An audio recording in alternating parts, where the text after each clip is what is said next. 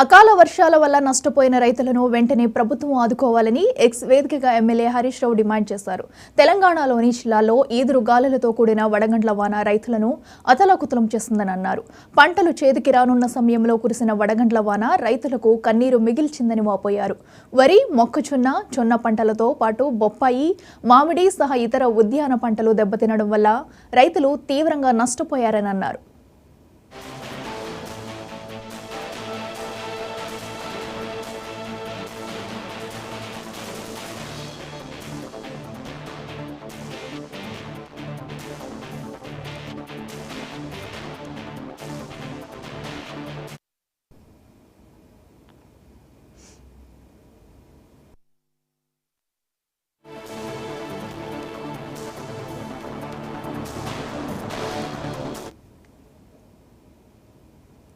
గతంలో అకాల వర్షాల వల్ల రైతులు నష్టపోతే అప్పటి సీఎం కేసీఆర్ స్వయంగా వెళ్లి రైతులను పరామర్శించి భరోసా కల్పించారని గుర్తు చేశారు. అక్కడికక్కడే ఎకరాకు 10,000 రూపాయల నష్టపరిహారం ప్రకటించి అమలు చేశారని తెలిపారు.